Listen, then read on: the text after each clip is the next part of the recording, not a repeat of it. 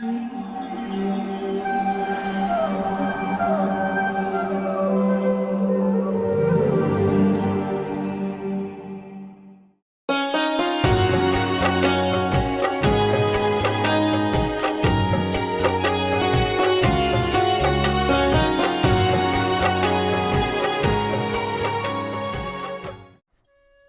कृष्णा। कथा सागर कार्यक्रम में आप सभी का हार्दिक स्वागत है। शास्त्र शिक्षा व अनुशासन प्रदान कर हमारी रक्षा करते हैं, मार्गदर्शन करते हैं, प्रेरणा देते हैं। और ये शास्त्र हमारे ऋषियों और मुनियों द्वारा रचित वे ग्रंथ हैं जिनमें मानव जाति के हितार्थ अनेक प्रकार के कर्तव्य बतलाए गए हैं और अनुचित कृत्यों का निषेध किया गया है। इस कार्यक्रम में विभिन्न वक्ता इन्हीं प्राचीन ग्रंथों जैसे रामायण, महाभारत, श्रीमद् भागवतम, भगवद गीता व चैतन्य चरितमृत इत्यादि से हमें जीवन का सार समझाती, हृदय को रोमांचित करती प्रेरणादायक कथाओं से हमारा मार्गदर्शन करेंगे। इस कार्यक्रम में वे प्रबुद्ध भक्त तथा ज्ञानी लोग आते हैं जो स्वयं जीवन के अर्थ को, मानव जीवन के मूल्य को जानकर वैदिक संस्कृति के प्रसार हेतु दृढ़ता से प्रयासरत हैं। ये सभी महानुभाव गुरु परंपरा में आते हैं जो अत्यंत स्पष्टता व सरलता से जीवन के गूढ़ प्रश्नों को सहज ही समझा देते हैं, जिन्हें देखकर आप इस अमूल्य मानव जीवन को एक नए दृष्टिकोण से देखना प्रारंभ कर सकेंगे। तो आइए श्रवण करते हैं कथा सागर, इन सब की मंत्र मुग्ध करने वाली, वाक चातुरी से पूर्ण, अत्यंत सरल परंतु प्रभावी शैली में। धन्यवाद। हरे कृष्णा। ओम ज्ञानतिमिरन्धस्य ज्ञानाञ्जनशलाकया चक्षुरुन्मिलितं येन तस्मै श्रीगुरवे नमः। नमो ओम विष्णुपादाय कृष्णपृष्ठाय भूतले श्रीमते भक्तिवेदांत स्वामिनिति नाम्ने। नमस्ते सरस्वती देवे गौरवाणी प्रचारिणे।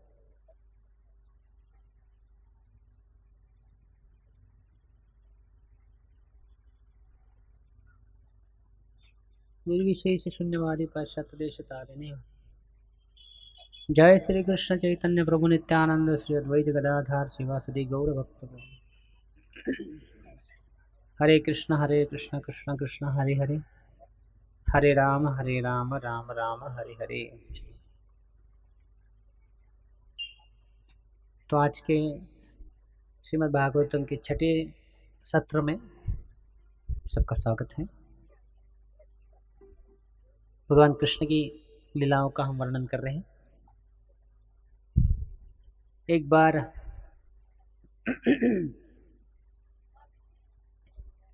एक राजा था और उसकी बहुत ही प्रिय रानी थी,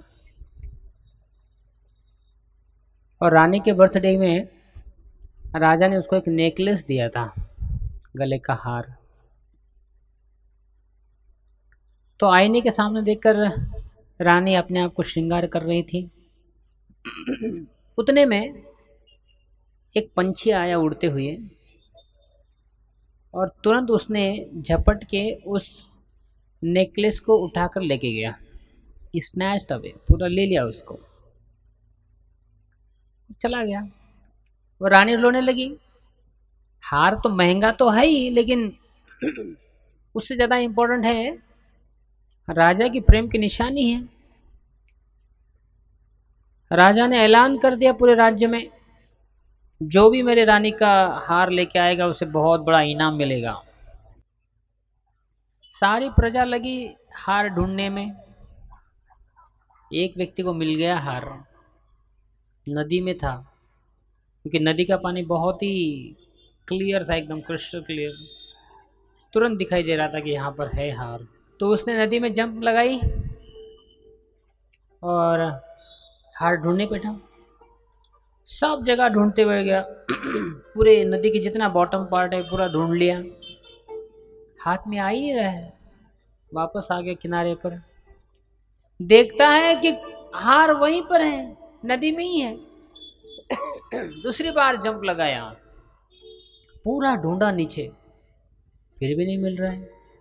दिन भर ऐसे ही चल रहा था, नदी में जंप मार रहा था, छलांग लगाता था, हार नहीं मिल रहा था, फिर से वापस आता था, लेकिन दिखता वहीं पर है। तो वहां से एक साधु गुजर रहे थे। साधुओं ने कहा, भैया आप हार की खोज में हो? उन्होंने कहा नहीं नहीं नहीं, आप जाओ आगे। मुझे लगा मुझके भी इनाम लेना पड़ेगा हाफ। साधु ने कहा, चिंता मत करो, मुझे इनाम की कोई आवश्यकता नहीं है, लेकिन मैं तुम्हें बताना चाहता हूँ ये हार कहाँ है। साधु ने कहा, ये जो हार तुम्हें दिख रहा है पानी में, वो पानी में नहीं है। यहाँ पर पेड़ है, बहुत बड़ा लंबा विशाल पेड़ है।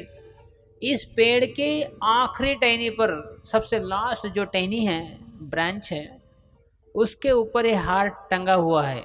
पंछी ने वहां रख दिया था।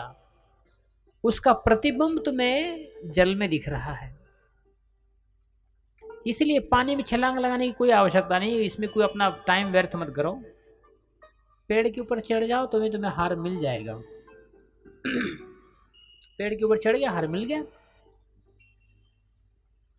वो जो देख रहा था पानी में, उसका प्रतिबिंब दिख रहा था, हार का प्रतिबिंब दिख रहा था, नेकलेस का, लेकिन नेकलेस था पेड़ के ऊपर। उसी प्रकार से इस दुनिया में भी सुख है, लेकिन हम सुख के प्रतिबिंब के पीछे भाग रहे हैं। हम जो भी हमारे सुख की परिभाषा है, डेफिनेशन है, वो मूलतः रॉन्ग है, गलत है। हमें लगता है कि ये शरीर को संतुष्ट करना है, तो इसी शरीर को तुम भोग करने का प्रयास करो, लेकिन वो गलत है। जैसे माताएं एक बिंदी लगाती है, यहाँ पर है ना, यहाँ पर बिंदी लगाती है, तो आईने के पास जाती है। आईने के पास जब माता जी जाती हैं, अगर उसे बिंदी अपने प्रतिबिंब को अगर लगानी है, प्रतिबिंब को अगर बिंदी लगानी है, तो क्या करना पड़ेगा? उसे अपने शरीर के माथे पर खुद बिंदी लगा, वो बिंदी अपने माथे पर लगा दो, तो प्रतिबिंब के ऊपर अपने आप बिंदी लग जाती है। वो कांच के प्रतिबिंब के ऊपर आप बिंदी लगाने से वहां लगने वाला नहीं है, यहां पे लगा दो, प्रतिबिंब में अपने आप आ जाता है। उसी प्रकार से ये दुनिया में सारे जीव भगवान के प्रतिबिंब है, उनकी छाया है। अगर छाया को संतुष्ट करना है, तो तुम्हें जो ओरिजिनल व्यक्ति की जो बॉडी है, उसको संतुष्ट करना पड़ेगा। छाया अपने आप संतुष्ट हो जाती है। भगवान कृष्ण की इंद्रियों को संतुष्ट देने से अपने आप सारे जीव संतुष्ट हो जाते हैं। यथा तरोर्मूल निषेचनेन तृप्यन्ते तस्कंद भुजोपशाखा प्राणोपहारा च यथेन्द्रियाणाम तथैव सर्वार्हनमच्युतेज्य। जैसे पेट में अगर आप खाना डालो तो सारे इंद्रियों को अपने आप शक्ति मिल जाती है। जैसे पेड़ के जड़ को, मूल में अगर पानी डालोगे तो उसके सारे ब्रांचेस, फ्लावर, ट्विग्स, जो भी है, सारे पार्ट पेड़ के हैं, सबको पानी मिल जाता है। अलग अलग आपको टहनी में पानी डालने की आवश्यकता नहीं, फूलों में, पत्तों में पानी डालने की आवश्यकता नहीं है। जड़ में पानी डालो, सारा पेड़ अपने आप फल जाता, फूल जाता है। उसी प्रकार से ये दुनिया के, ये पूरे विश्व के भगवान केंद्र बिंदु है। उनकी सेवा करने से सारे जीव अपने आप संतुष्ट हो सकते हैं। द्रौपदी मैया, जब पांडव और द्रौपदी मैया जंगल में थे वनवास के लिए, दुर्वासा मुनि आए। दुर्वासा मुनि ऐसे समय पर आए जिस समय द्रौपदी मैया का प्रसाद लेना हो गया था। अब उसके अक्षय पात्र में कुछ बचा नहीं था।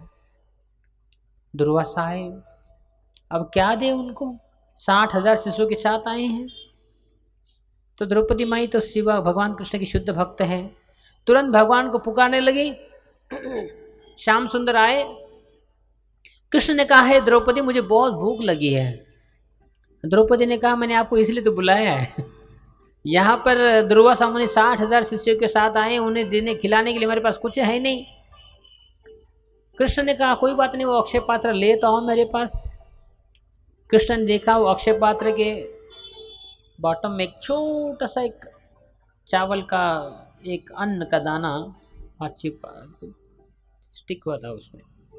भगवान ने उसी को लिया, ग्रहण कर लिया और भगवान संतुष्ट हुए। इतना सा एक ग्रेन लिया, बस एक ग्रेन भगवान ने अपने पेट में डाला। वहां पर दुर्वासा मुनि और 60,000 शिष्य सारे के सारे अपने आप संतुष्ट हो गए। ये कहानी का अर्थ और शिक्षा ये है,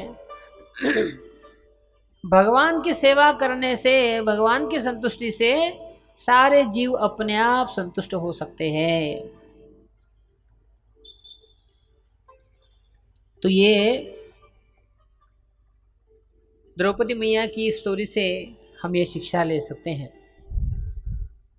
एक बार प्रभुपाद जी को किसी ने पूछा कि प्रभुपाद जी, भगवान को कैसे प्राप्त किया जा सकता है, कृष्ण प्रेम कैसे प्राप्त किया जा सकता है इसी जीवन में, इसी जीवन के अंत में भगवान का प्रेम कैसे प्राप्त किया जा सकता है?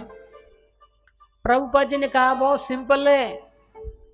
चैतन्य महाप्रभु की लीला में आता है, तत्र लौल्यम एकम मूल्यम।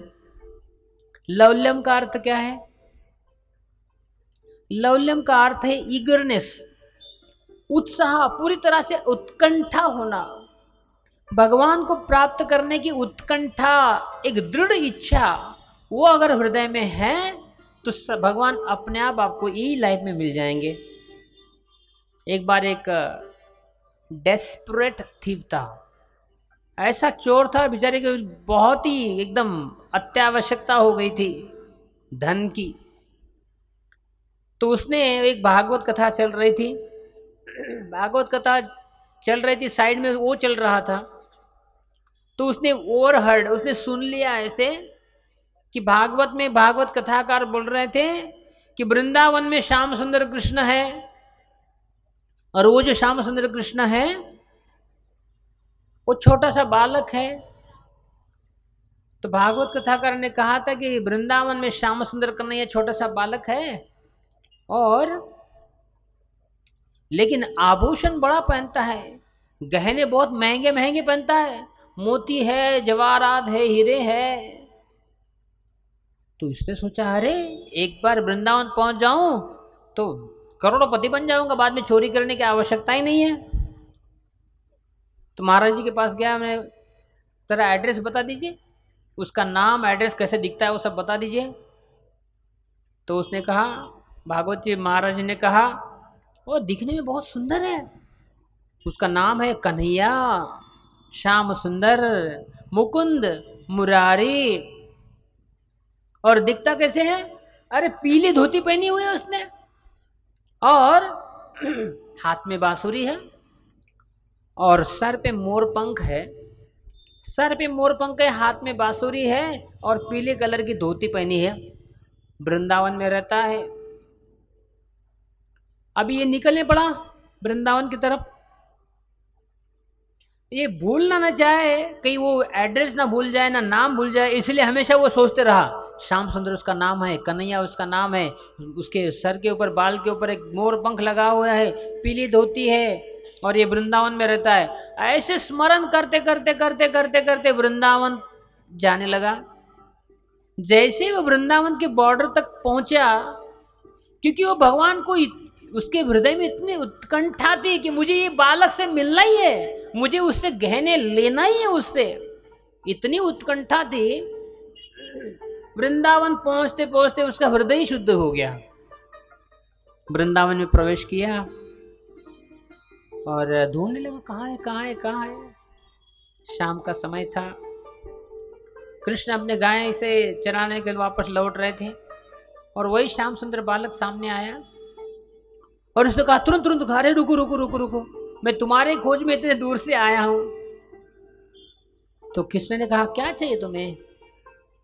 उसने कहा मुझे तुम्हारे सारे आभूषण चाहिए। कृष्ण ने कहा ठीक है ले लो। भगवान ऐसे खड़े हो गए, ले लो। लेकिन जैसे वो स्पर्श करने गया भगवान को, वो इतना उसके हृदय इतना पवित्र हो गया, इतना शुद्ध हो गया कि उसकी अभी इच्छा नहीं रही, आंखों से आंसू आने लगे और उस कहने लगे, हे प्रभु मैं ये क्या कर रहा हूँ, आप जैसे भगवान को छोड़कर आपके आभूषण और गहनों के पीछे हूं मैं। तो भगवान ने कहा चिंता मत करो, तुम जिस इच्छा से आए हो मैं तुम्हारी इच्छा पूरी करूंगा, ले लो ये गहने। हमारे आज प्रभुपाद जी उदाहरण देते हैं, एक बार एक बूढ़ी स्त्री थी, जंगल में गई, गरीब थी बेचारी, जंगल में गई लकड़ी तोड़ने, दिन भर लकड़ी तोड़ दिए, एक पूरा लकड़ी का ऐसा गट्ठा बना दिया, सर के ऊपर किसी ने उठा के रख दिया, चलने लगी अपने गांव की तरफ। गांव की तरफ जैसे आने लगी, बीच में वो लकड़ी का जो ठेला है नीचे गिर गया। ये थोड़ा किंग किंग की आवाज़ थोड़ा कम करो ना, की हो रहा है ना थोड़ा। ये लकड़ी का जो ढेला है वो नीचे गिर गया और बेचारी रोने लगी, हे कृष्णा, हे गोविंदा, हे श्याम सुंदर, मेरी मदद करो, मेरी मदद करो। श्याम सुंदर आ गए, बोलो क्या चाहिए। ये जो नीचे गिरा हुआ लकड़ी का ढेला है पूरा, वो जो बंडल है, वो बंडल फिर से मेरे सर के ऊपर रख दो। अरे भगवान स्वयं साक्षात आ गए और ये स्त्री बोल रही है कि अब यहां उठाने के लिए कोई नहीं है, लकड़ी का बंडल फिर से मेरे शरीर के ऊपर रख दो, सर के ऊपर रख दो। जहां श्याम सुंदर कृष्ण आपके सामने आए, अरे उनसे ऐसा कुछ मांगो कि जन्म मृत्यु से तुम छिड़ जाओ, ये फिर से तुमको लकड़ी उठाना, फिर से घर जाना, ये सब क्यों मांग रही हो।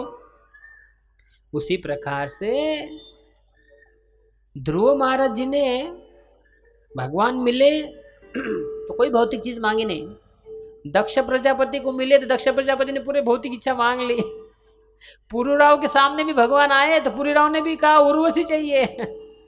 तो हमें ऑफ कोर्स वो इतना आसान नहीं है, भगवान की शुद्ध भक्ति मांगना इतना आसान नहीं है, लेकिन फिर भी ब्रजवासियों के एग्जाम्पल से हम सीख सकते हैं कि हमें सिर्फ कृष्ण ही अपने जीवन में उनका प्रेम ही सिर्फ मांगना चाहिए और बाकी भौतिक इच्छाएं नहीं। गोलोक वृंदावन में भगवान के जो भक्त है वृंदावन में, उनकी 5 रसों में सेवा करते हैं, शांत, दास्य, साख्य, वात्सल्य और माधुर्य। शांत रस में वहाँ के सब पेड़ पौधे, पंछी एंड सम एनिमल्स वो शांत रस में सेवा करते हैं, नॉट काउज।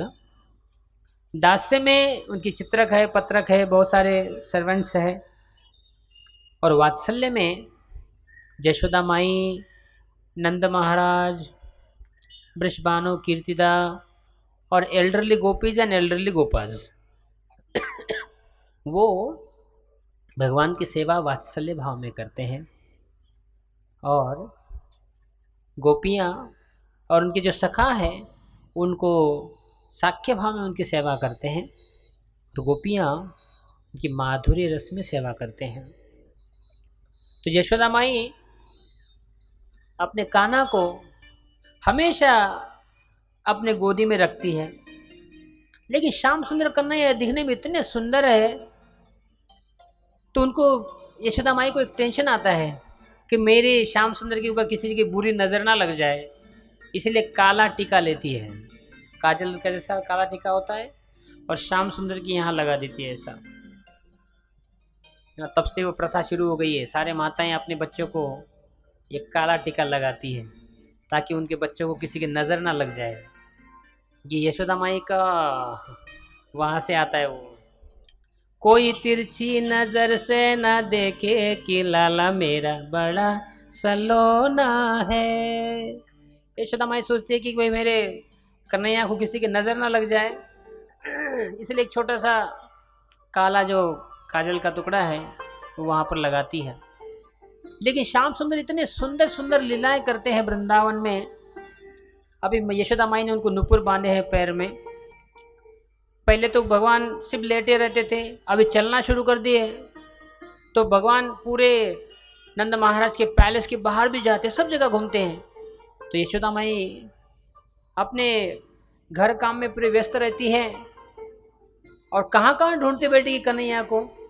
इसलिए वो कन्हैया को कहती है, बेटा ये अपना घर है ना, ये पैलेस, इसके बाहर मत जाना। और क्यों नहीं जाना है?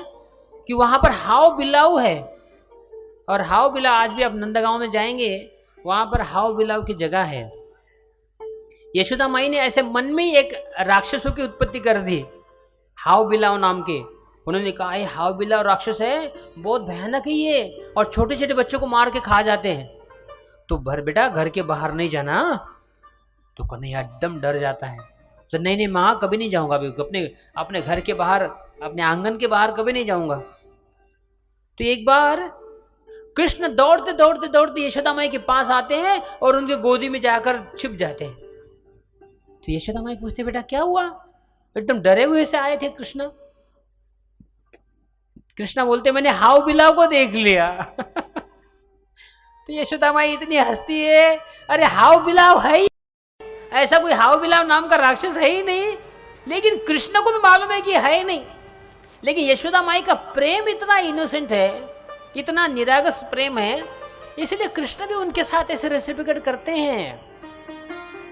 जिनको नास्तिक बनना है ना, भगवान तो है ही नहीं, भगवान तो एक क्या किसने देखा है, क्या है वे, उनके लिए भगवान और ऐसी स्थिति क्रिएट कर देते हैं ताकि तुम और ज्यादा से ज्यादा नास्तिक बनो। कोई प्रॉब्लम नहीं है। अरे तुमने भगवान को नहीं स्वीकार किया इसलिए भगवान मर जाएंगे, या उनका खाना पीना नहीं चलेगा, या उनकी पूजा अर्चा करने के लिए कोई नहीं रहेगा, उसकी चिंता तुम मत करो। कलियुग के इतने से जीव है, इतना सा भौतिक दुनिया का एक पार्ट है पृथ्वी, उसमें कुछ जीव, भौतिक जीव जो नास्तिक है, हु केयर्स। सत्य युग में सारे के सारे 100% पॉपुलेशन भगवान की भक्त रहती थी। त्रेता युग में 75%, द्वापर युग में ऑलमोस्ट 50%। चलो कलयुग में मानेंगे अगर 20 नहीं भी है, 0 भी है, तो भी क्या फर्क पड़ता है। ऐसे करोड़ों करोड़ों प्लैनेट्स है, ऐसे करोड़ों करोड़ देवता हैं जो कृष्ण के चरणों में हमेशा रहते हैं। तो 2-4 नास्तिक लोग अगर भगवान को स्वीकार नहीं करे तो क्या फर्क पड़ता है। कुछ लोग हैं जो भगवान को मानते हैं लेकिन डर के कारण मानते हैं। कहीं कहीं कुछ स्क्रिप्चर्स भी ऐसे हैं, देखो भगवान की पूजा नहीं करोगे, भगवान का जप नहीं करोगे, नरक में जाना पड़ेगा, या तुमको ऐसा करना पड़ेगा वैसा। अगर भगवान की पूजा नहीं करोगे, नाम जप नहीं करोगे, नरक में जाना पड़ेगा। डर के कारण भक्ति करते हैं। चलो वो भी है, वो भी एक स्तर है भगवान को मानने का। उसके ऊपर का एक स्तर है भगवान को एक कर्तव्य के रूप में समझना। भगवान ने इतनी मुझे सुविधा दी है, अच्छी पत्नी दी है, अच्छा पति दिया है, घर दिया है, बच्चे दिए हैं, बिजनेस अच्छा अच्छा चल रहा है, तो ये मेरा कर्तव्य बनता है कुछ सेवा कर लूं। ये भी एक स्तर है। लेकिन इसके ऊपर एक और स्तर है, चाहे मेरे जीवन में भगवान सुविधा दे या ना दे, मैं उनकी भक्ति करूंगा, उनकी सेवा करूंगा। जैसे उदाहरण के लिए देखा जाता है, जैसे माता पुत्र को जन्म देती है, तो पुत्र को जन्म देने के बाद 24 घंटा यही सोचती है कि माइंड में, अगर मैं इसको अच्छे से पालन करूंगी, इसको अच्छे से खाना खिलाऊंगी, इसका अच्छा ख्याल करूंगी, तो आगे बुढ़ापे में ये मेरा भी ख्याल करेगा। हाँ, कभी कभी ये थॉट आ सकता है, लेकिन हमेशा यही थॉट से, यही विचार से वो अपने बच्चे की सेवा नहीं करती है। वो तो आउट ऑफ लव, प्रेम है बच्चे से, इसलिए बच्चे की सेवा करती है। ये जो प्रेम वाला जो भाव है वो है भक्ति।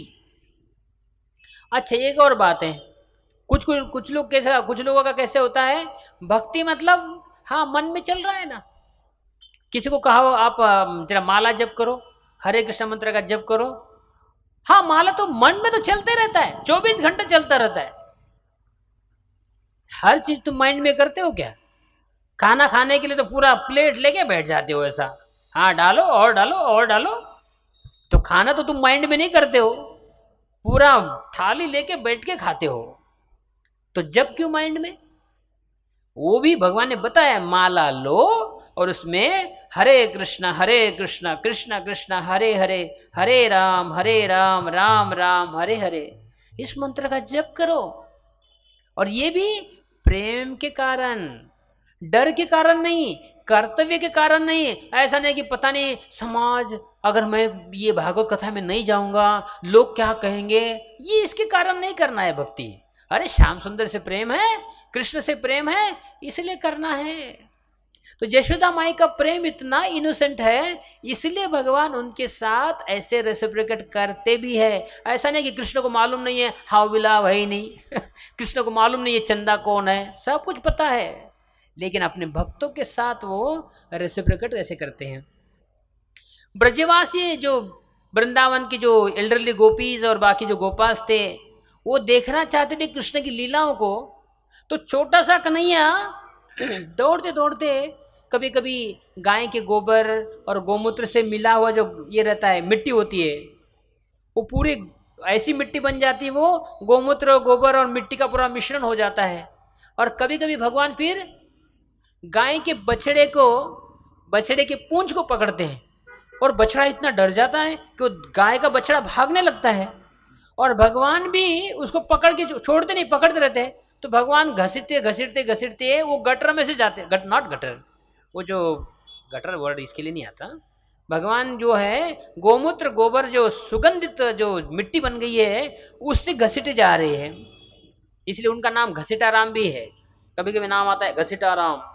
ये जो श्याम सुंदर कृष्ण है, गोमूत्र से और गोबर से मिट्टी जो भरी हुई है उसमें से घसीटते जा रहे हैं। तो ये जो श्याम सुंदर कन्हैया है, इतना सुंदर सुंदर लीलाएं वात्सल्य रस की करते हैं, जो सारे गोपियां, कभी कभी गोपियां कहती है अरे कृष्णा, ऐसे ऐसे एकांत में ले लेते कृष्ण को, और कृष्ण को कहते हैं अभी देख हमारे हाथ में मक्खन है और मिश्री है, हम आपको देंगे, चल दिखाओ तेरा कान कौन सा है तो भगवान बोलते ये मेरा कान है, तो इसे दिखाते ये मेरा कान है। अब नाक दिखाओ, अब नाक की वैसे उंगली करेंगे, ये मेरा नाक है। अब बोलेंगे आंख दिखाओ, तो कभी कोई गलती भी कर देते कृष्ण, ऐसा ऐसे हाथ लगाते हैं, तो गोपियां बोलते हैं अरे ये आंख नहीं है, ये आंख है। अच्छा फिर बाद में बोलते अरे अच्छा ये आंख है क्या तो Krishna he is so innocent. और ये सारी लीलाएं ये सिर्फ वृंदावन में ही पॉसिबल है, ये वैकुंठ में पॉसिबल नहीं है। ये जो लीलाएं है, कृष्ण की लीलाएं उनके भक्तों के साथ है, वो लीला कोई दूसरा देवता नहीं, अरे विष्णु तक भी इमिटेट नहीं कर सकते। ये जो कृष्ण की लीलाएं हैं, ये लीला भले कृष्ण और विष्णु में कोई अंतर नहीं है, भगवान राम और कृष्ण में कोई अंतर नहीं है, लेकिन फिर भी ये इंटीमेसी, इतना जो घनिष्ठता है भगवान के भक्तों के बीच में, ये आपको कहीं और कहीं भी जगह पे नहीं मिलेगा। या ज़्यादा से ज़्यादा क्या होता है, देवताओं और भक्तों के बीच में, उनके जो वर्शिपर्स के बीच में एक ऑ एंड रेवरेंस, एक रिस्पेक्ट के साथ अंतर रहता है, घनिष्ठता नहीं आती। ये वर्णन हम कल पूरा विस्तृत में करेंगे। तो भगवान की जो वृंदावन की लीला है ये भजन में आती है। वृंदावन के सारे ब्रजवासी भगवान के मुखारविंद की तरफ आकर्षित थे। सावली सूरत पे मोहन दिल दीवाना हो गया।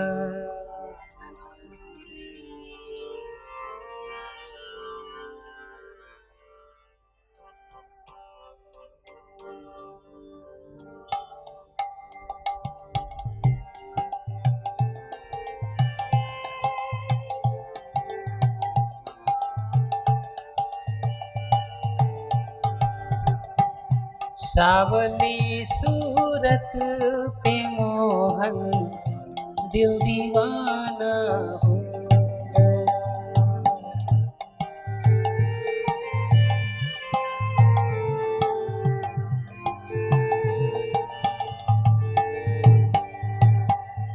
सावली सूरत पे मोहन दिल दीवाना हो।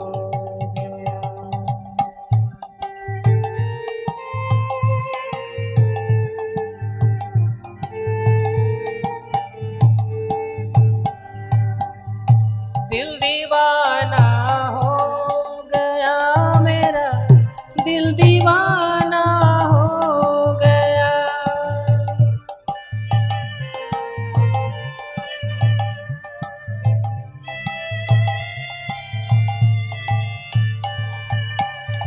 दिल दीवाना हो गया मेरा, दिल दीवाना हो गया।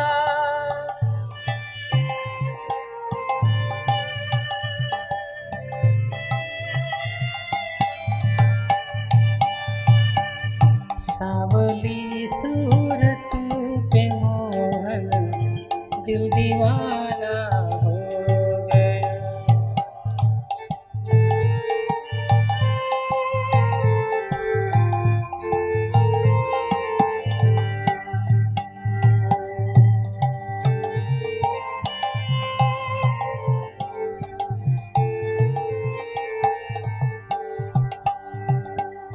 सावली सूरत पे मोहन दिल दीवाना हो गया।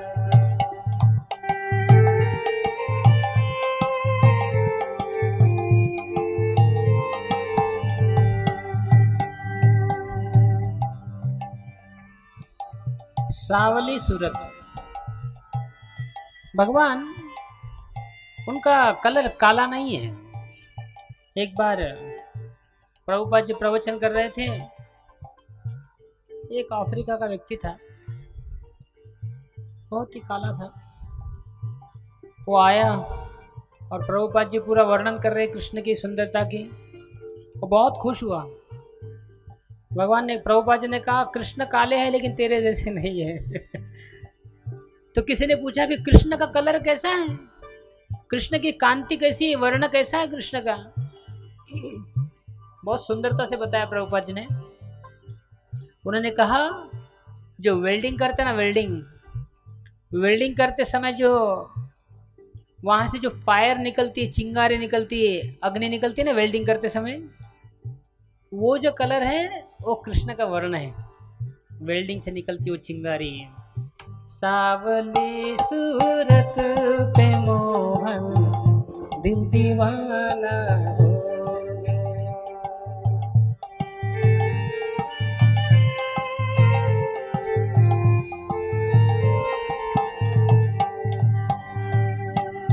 एक तो तेरे नैन तिरछे, दूसरा काजल लगा।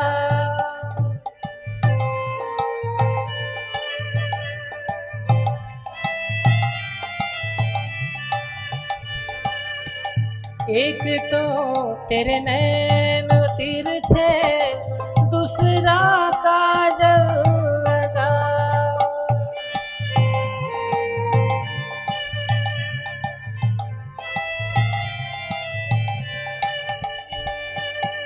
तीसरा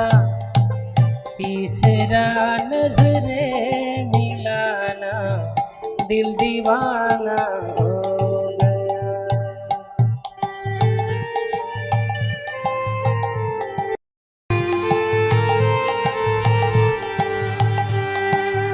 तीसरा नजरे मिलाना दिल दीवाना हो गया।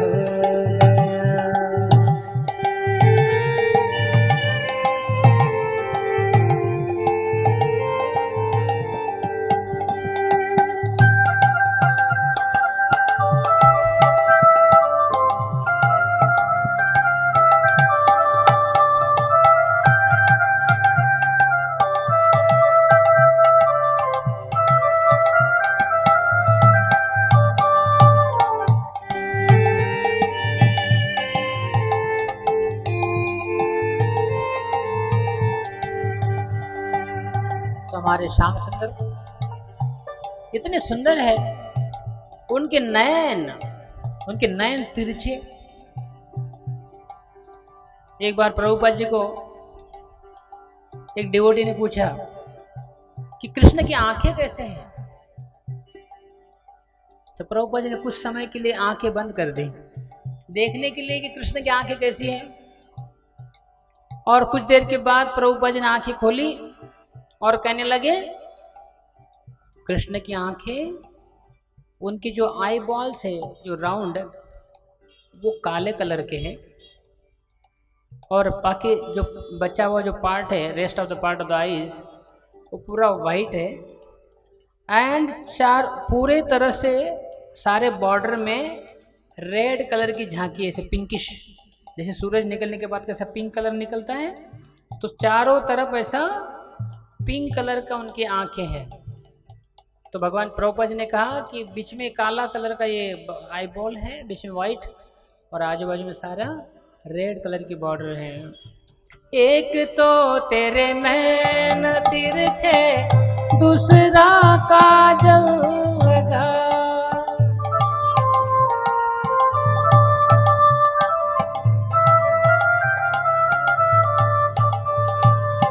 एक तो तेरे नैन तिरछे, दूसरा काजल लगा,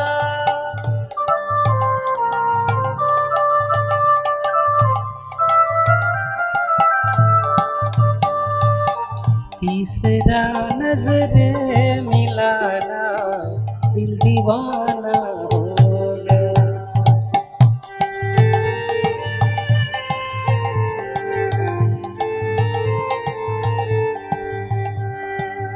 तीसरा नजर मिलाना, दिल दीवाना हो गया।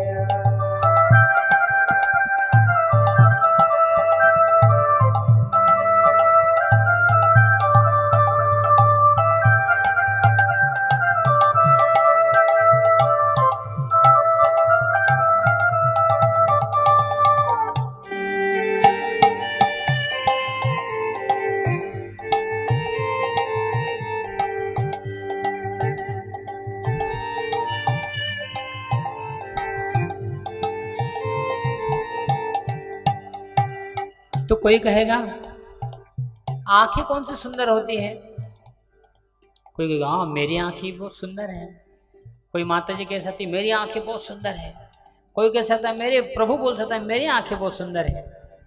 पता है कौन सी आंखें सुंदर है? कृष्ण की आंखें सुंदर क्यों है? क्योंकि कृष्ण की आंखें कभी किसी में दोष नहीं देखती है। हमारी आंखें क्या करती है?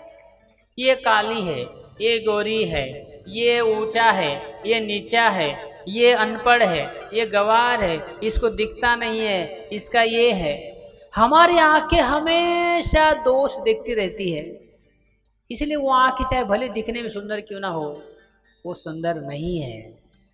भगवान कृष्ण इतने दयालु है कि चाहे हमारे हजारों फॉल्ट्स, हजारों गलतियां होती है हमसे, इतना हृदय गंदा भरा हुआ है, अंदर काम वासना है, क्रोध है, लोभ है, सारे द्वेष है, मत्सर है, सब है, लेकिन फिर भी कृष्ण किसी में दोष नहीं देखते हैं, इसलिए तो उनकी आंखें।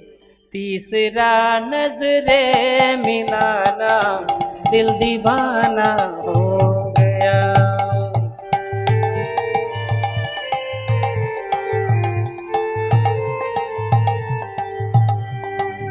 तीसरा नजरे मिलाना, दिल दीवाना हो गया।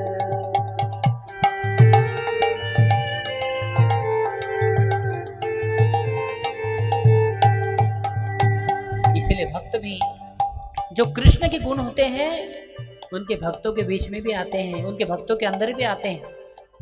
विद्या विनय संपन्ने ब्राह्मणे गवि हस्तिनी, सुनी चैव सपाके च पंडितः समदर्शिना।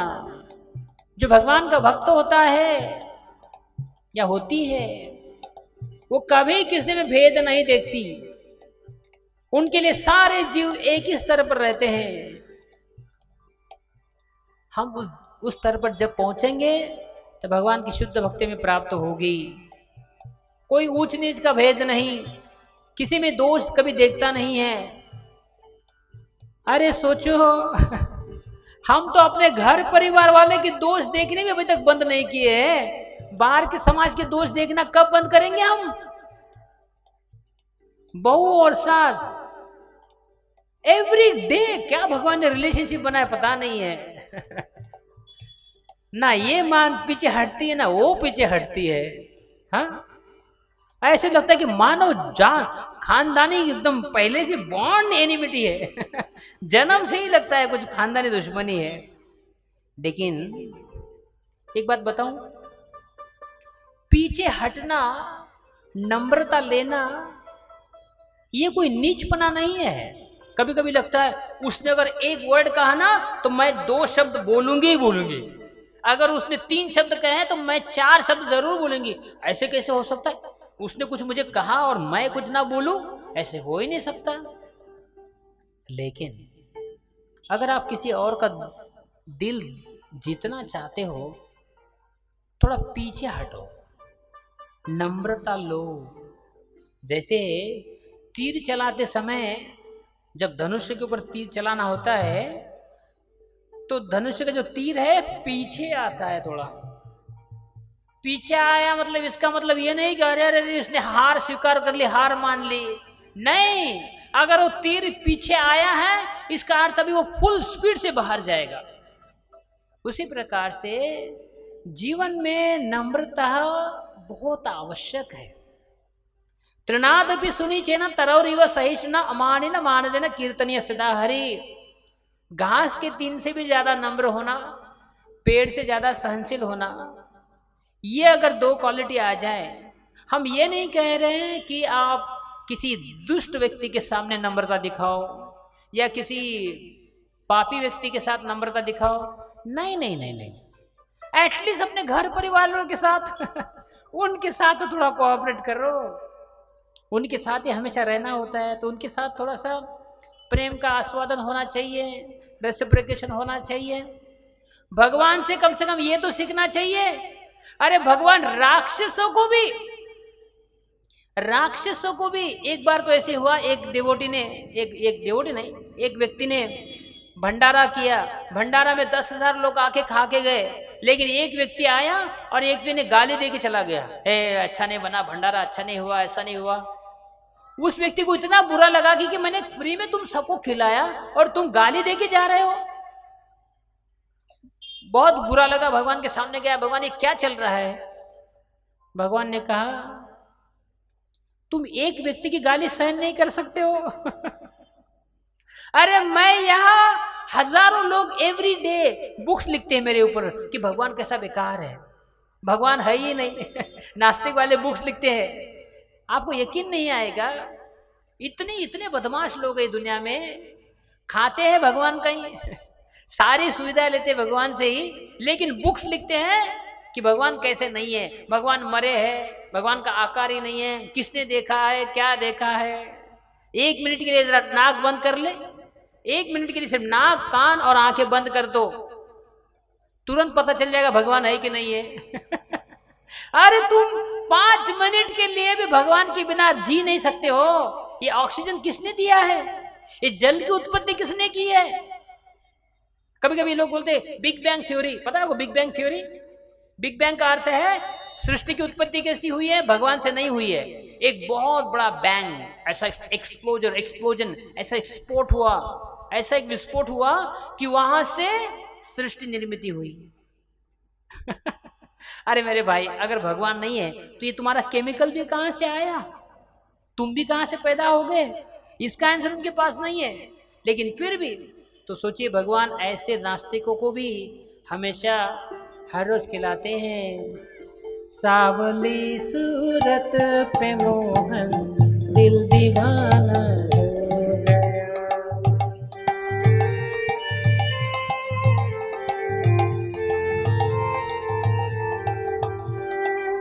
एक तो तेरे हाथ कोमल, दूसरा मेहंदी लगी,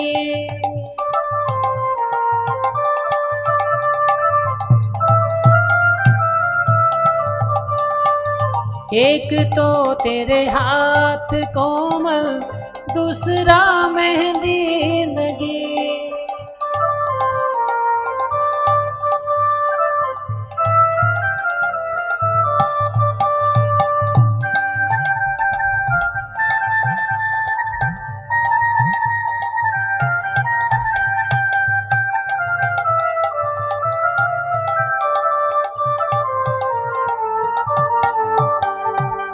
एक तो तेरे हाथ कोमल, दूसरा मेहंदी लगी,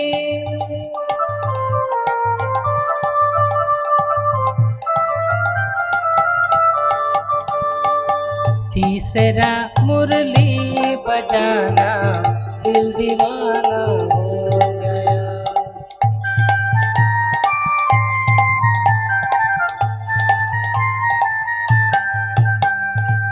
तीसरा मुरली बजाना दिल दीवाना हो गया।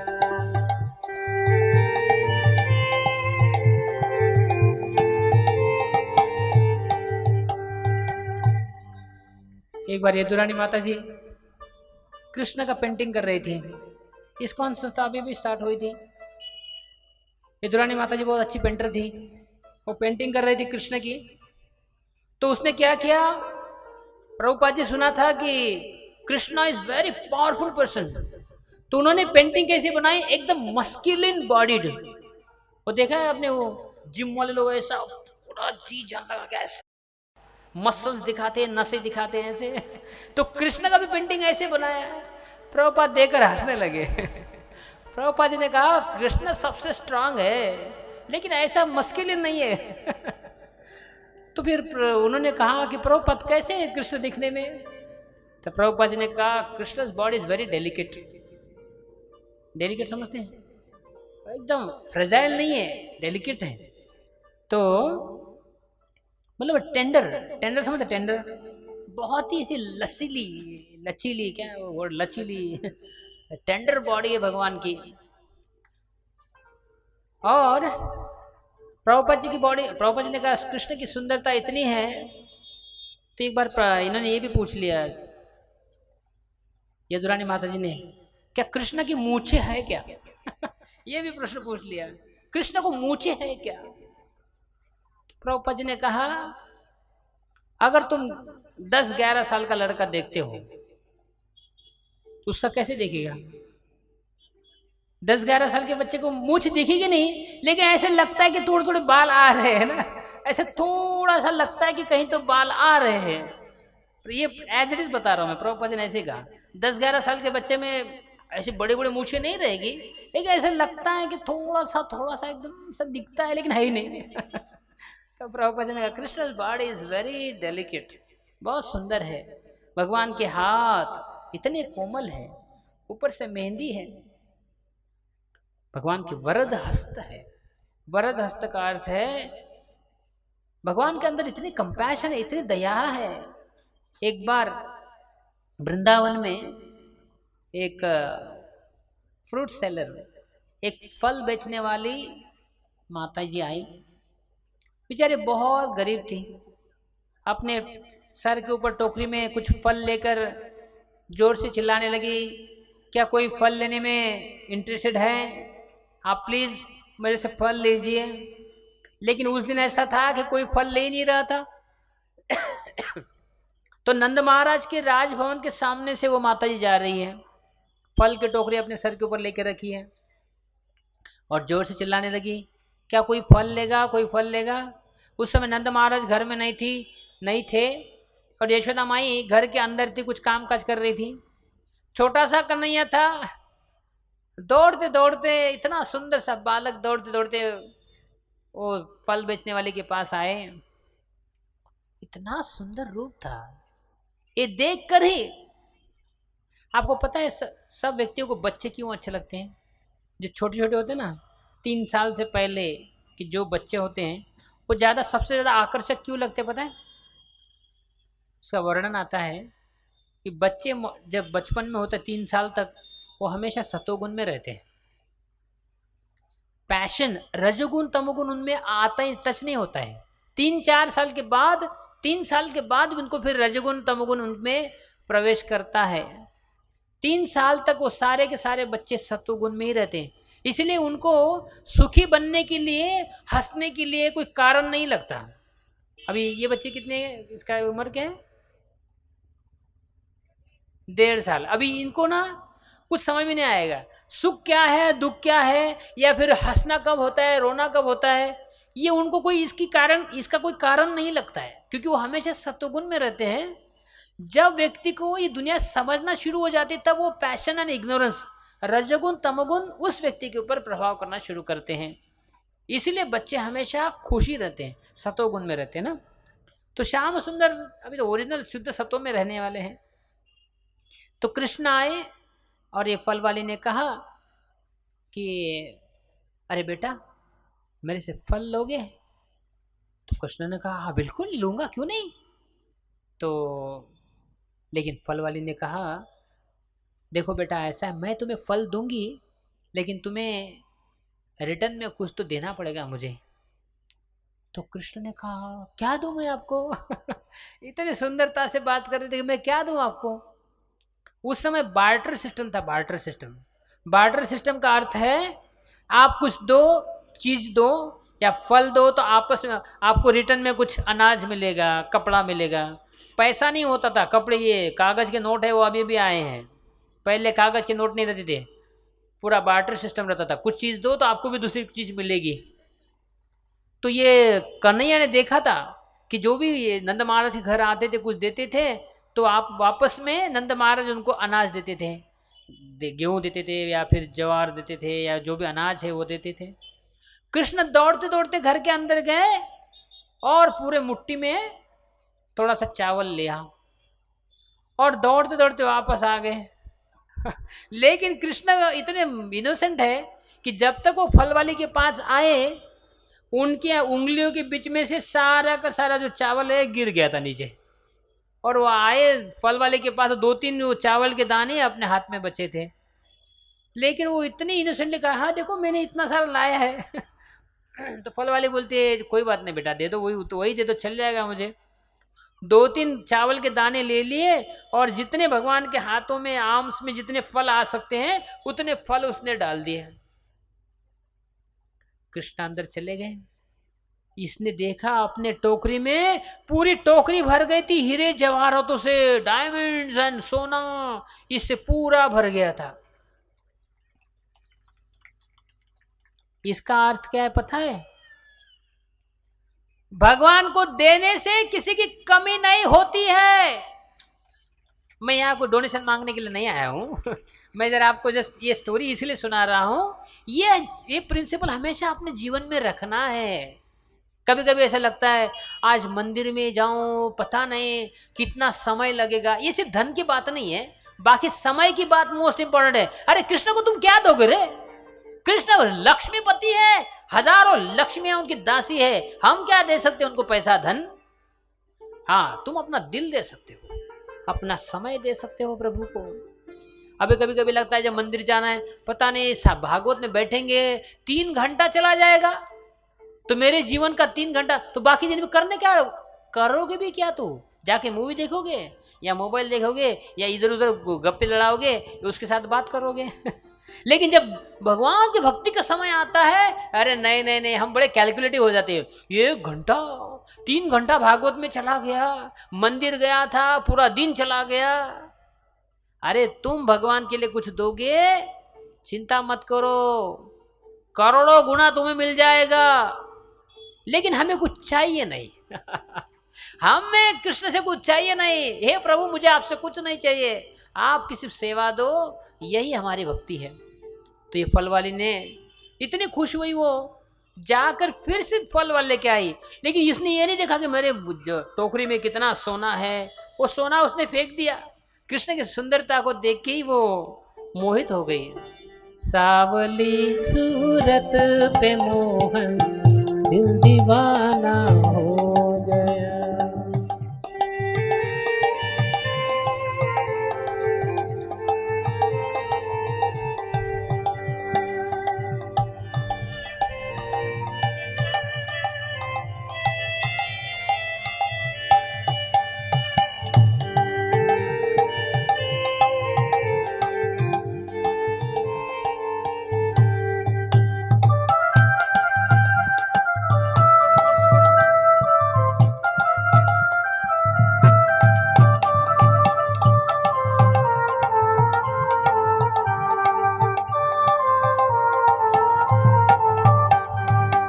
एक तो तेरे पाँव नाजुक, दूसरा पायल बंधी।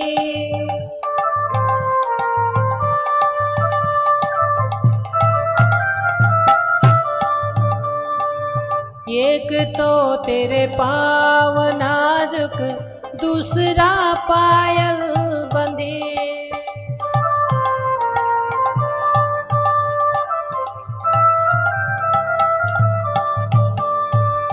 तीसरा घुंघरू बजाना, दिल दीवाना हो गया।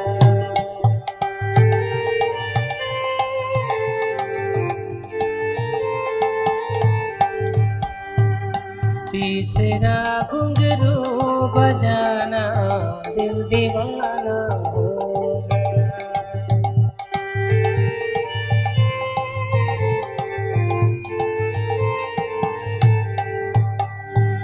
सावली सूरत पे मोहन, दिल दीवाना हो गया।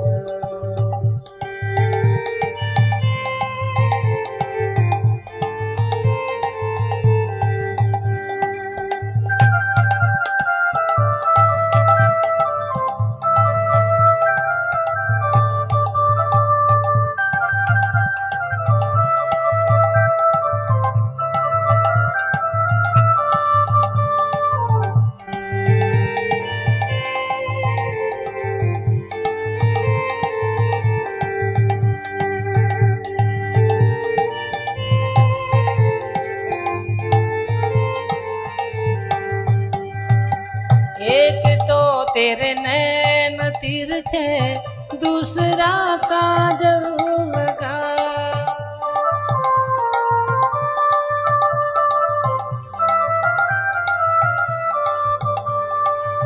एक तो तेरे नैन तिरछे, दूसरा काजल लगा।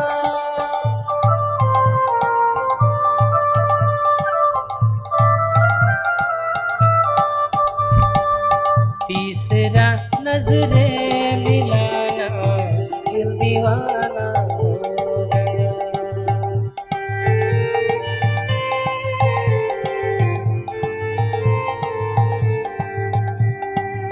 तीसरा नजरे मिलाना, दिल दीवाना हो गया।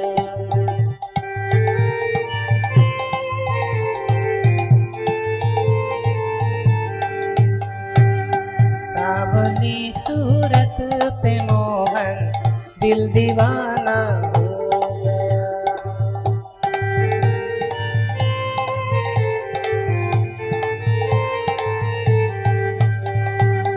एक तो तेरे हाथ कोमल, दूसरा मेहंदी लगे।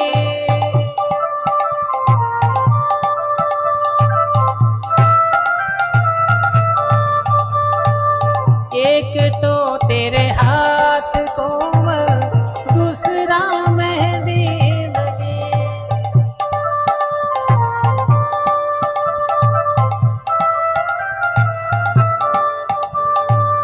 तीसरा मुरली बजाना, दिल दीवाना हो गया।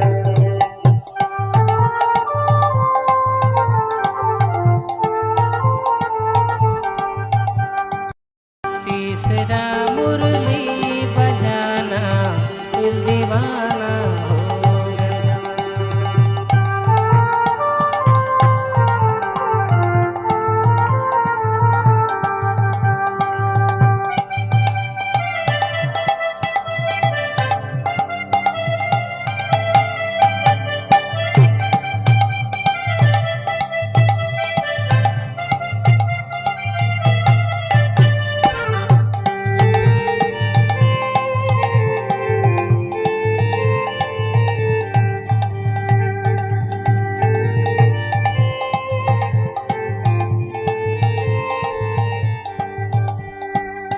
एक तो तेरे पाँव नाजुक, दूसरा पायल बंधे।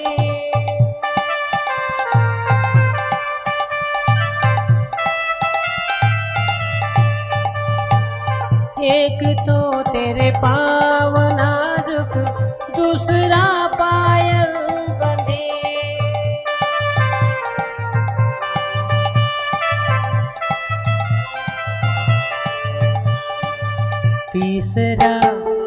तीसरा घुंघरू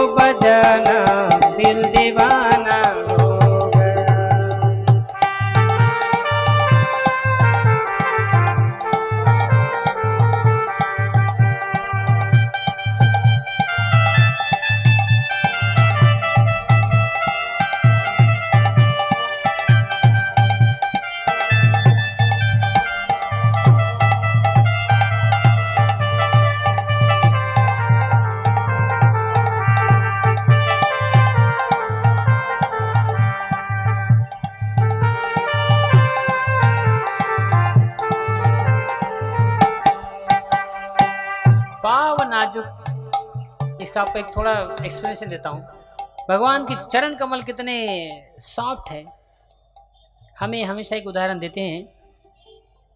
चिंता मत कर, हम फिल्म का थोड़ा सा कोट कर रहे हैं। बचपन में देखा था, बहुत ही छोटे थे तब। पाकीज़ा मूवी में है, मीना कुमारी ट्रेन में बैठी थी और ऐसे लेटी हुई थी बोगी में, लेकिन उसके पैर विजिबल थे, पूरा बॉडी ढका हुआ था। राजकुमार एंट्री करता है ट्रेन में, मीना कुमारी के पैर देखता है। पैर देखने के बाद इतना अच्छा लगता है उसको, एक पेन और पेपर लेता है और लिख देता है कि आपके पैर इतने सुंदर है, इसे जमीन पर मत रखना, मैले हो जाएंगे, है ना। तो ये हम समझ सकते हैं कि अगर साधारण किसी स्त्री या पुरुष के पैर अगर हमें इतने आकर्षक लग सकते हैं, सोचिए श्याम सुंदर कृष्ण जिनके चरणों से गंगा निकलती है और शंकर भोलेनाथ उस गंगा को अपने सर के ऊपर लेते हैं, सारे देवी देवताओं से लेकर ऋषि मुनि से लेकर उनके चरणों की पूजा करते हैं, वो चरण कमल कैसे रहेंगे। हमारी समस्या ये है कि हमने अभी तक सुंदरता देखी ही नहीं है। जैसे कभी होता है ना, एक गांव में एक कुआं था, बहुत बड़ा वेल, ऐसा एक कुआं था। उस कुएं में बहुत सारे मेंढक रहते थे और एक उसका जो पूरा कम्युनिटी था मेंढकों का, फ्रॉग्स कम्युनिटी, वो कम्युनिटी का एक नेता था, लीडर था। और वो हमेशा एक कुएं के पानी के ऊपर जो छोटा सा पत्थर था उसके ऊपर जाके बैठता था और देखता था कि मेरी प्रजा कैसी है, मेरा राज्य कैसे चल रहा है। वो कुएं में बैठकर सारा देखता था कि मेरी प्रजा सुखी है कि नहीं है। और कुएं को देख कर ऐसा लगता था कि मेरा राज्य इतना बड़ा है। तो एक बार क्या हुआ, एक दूसरा फ्रॉग, एक मेंढक समुद्र से आया था मिलने के लिए इससे, ये जो कम्युनिटी का लीडर है कुएं में, उससे मिलने आया। तो बैठे दोनों गपशप लड़ने लगे, बातें चलने लगी। तो ये जो कुछ कुएं में रहने वाला जो मेंढक है उसे पूछता है, हाँ बताइए सर आप कहाँ से आए हैं। वो कहता है मैं समुद्र से आया हूँ। अच्छा, तो ये समुद्र क्या होता है। बोलती ये वाटर बॉडी है, पानी का बहुत जलाशय, बड़ा सा जलाशय होता है। तो उसने तुरंत कहा अच्छा ठीक है, ये मेरा जो कुआं है उसके आधे साइज का होगा, 25%, 25% होगा इसका। तो ये कहता है कि नहीं नहीं नहीं नहीं, इससे बहुत बड़ा है। अब इसकी ईगो को हटता है, इसके अहंकार को ठेस पहुंचती है, मेरे से बड़ा कुआं, मेरा इतना बड़ा राज्य, इससे बड़ा तुम्हारा समुद्र हो सकता है, ऐसे कैसे हो सकता है। बाद में पूछ लेता है, चलो मान लेते हैं मेरे कुएं से 2 गुना ज़्यादा होगा बड़ा। बोलता नहीं और बड़ा है। तो 4 गुना बड़ा, नहीं नहीं और बड़ा है। 10 गुना ज़्यादा बड़ा, नहीं और बड़ा है। फिर उसको गुस्सा आता है, बोलता है मेरे कुएं से 10 गुना ज़्यादा तुम्हारा वाटर जलाशय बड़ा कैसे हो सकता है।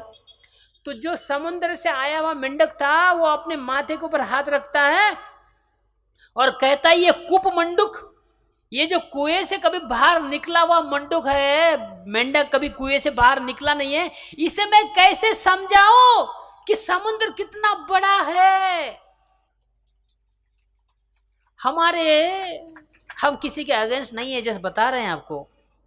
जो नास्तिक साइंटिस्ट है, कुछ साइंटिस्ट अच्छे हैं जिनको पता है कि भगवान है। अरे नास्तिक साइंटिस्ट को भी पता है भगवान है, लेकिन उनको पेड़ पैसा धन कहां से मिलता है, वो वही लोग फंड करते हैं जो वो रिसर्च जो भी करते हैं वो वही रिसर्च करेंगे जिसके लिए पैसा दिया जाता है, धन दिया जाता है। और धन किस लिए दिया जाता है, तुम यही फाइंड आउट करो कि इस दुनिया में भगवान कैसे नहीं है, नास्तिकतावाद को कैसे फैलाओ, इसके लिए तुमको फंड दिया जाता है। और इसलिए उनको अरे सबको पता है भगवान है, उसके बिना तुम एक्सप्लेनेशन दे ही नहीं सकते हो। और केमिकल कब तक बताते रहोगे।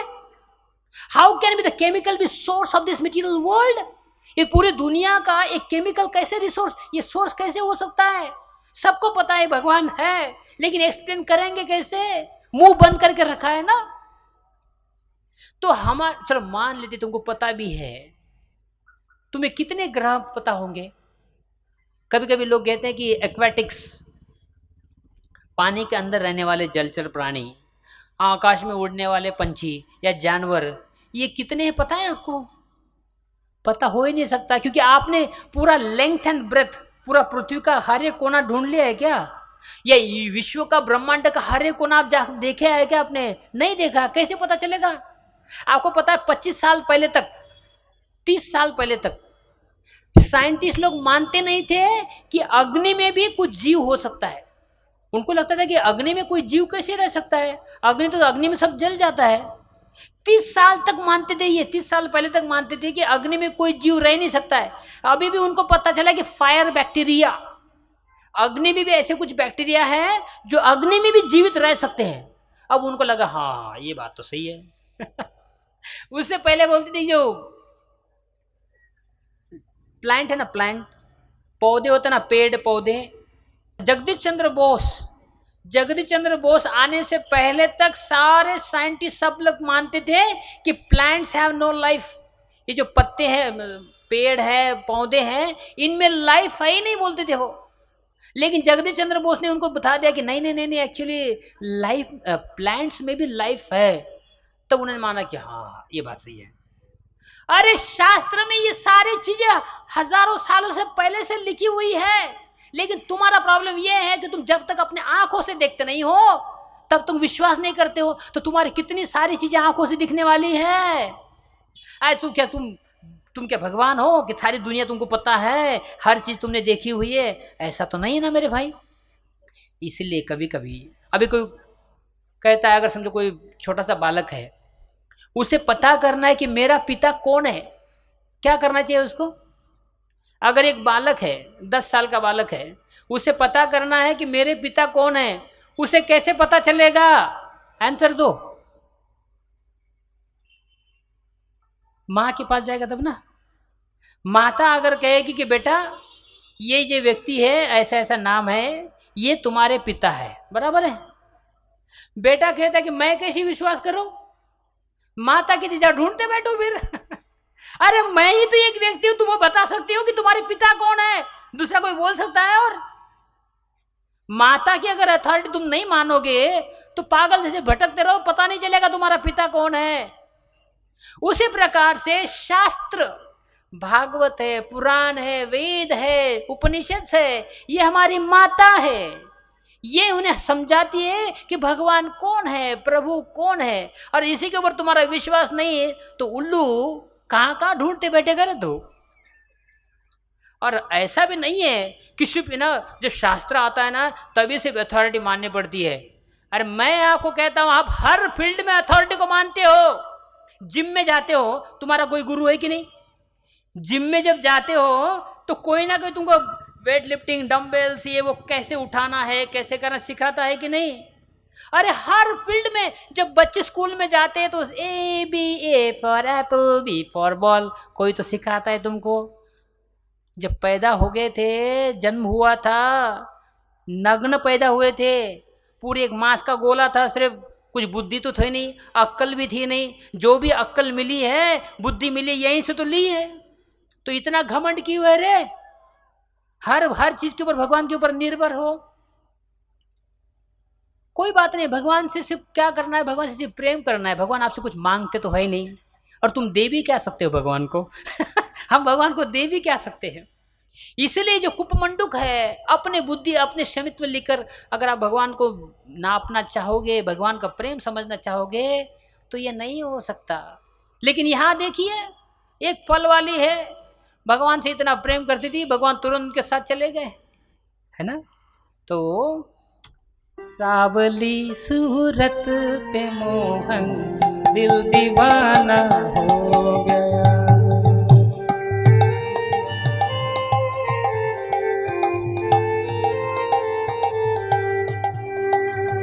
एक तो तेरे पाँव नाजुक, दूसरा पायल बंधे।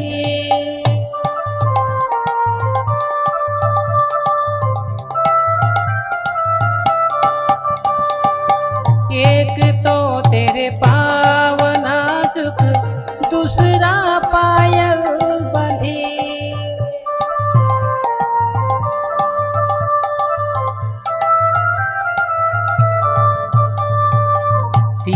तीसरा घुंघरू बजाना दिल दीवाना हो गया।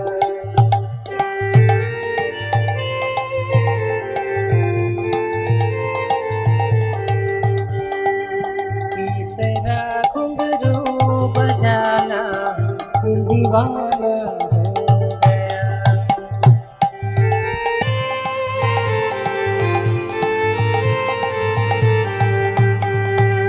हरे कृष्णा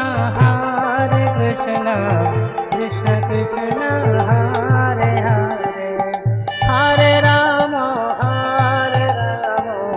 राम राम हरे हरे।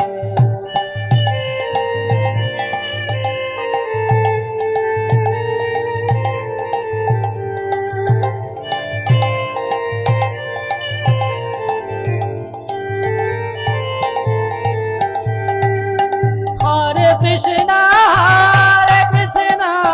कृष्ण कृष्ण हरे हरे, हरे राम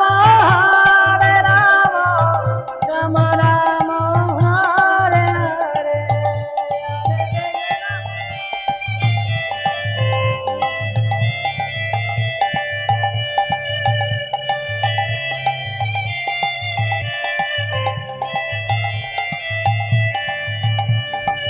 सावली सूरत पे मोहन दिल दीवाना हो गया।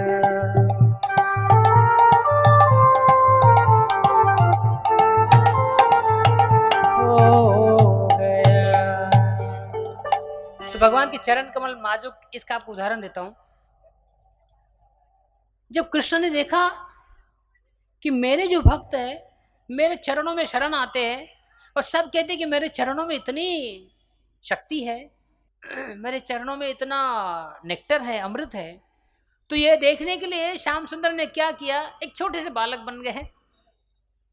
भागवत में वर्णन आता है कि मार्कंडेय ऋषि प्रलय के समय देख रहे थे, सब जगह प्रलय है, पूरा पानी से आप्लावित हो गए, लेकिन वहां पर एक छोटा सा वट वृक्ष के पत्ते के ऊपर एक छोटा सा बालक है जिसने अपने अंगूठा, पैर का अंगूठा अपने ही मुख में चूस रहा है।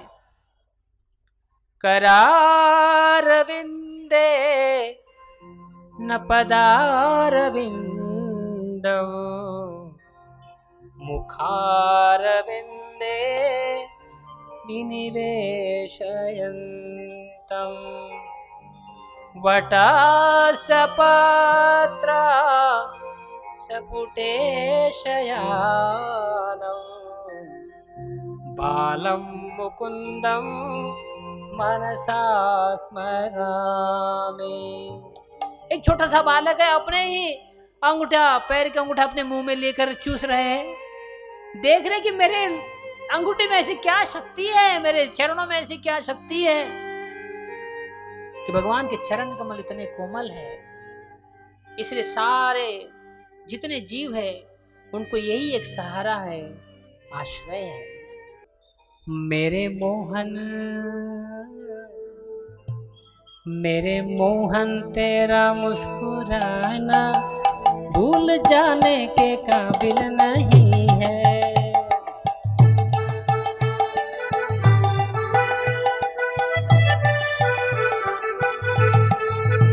मेरे मोहन तेरा मुस्कुराना भूल जाने के काबिल नहीं है।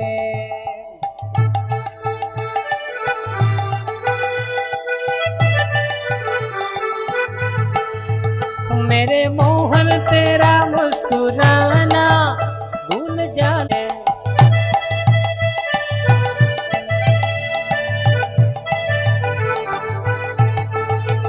चोट खाई है जो दिल पे मैंने, वो दिखाने के काबिल नहीं है।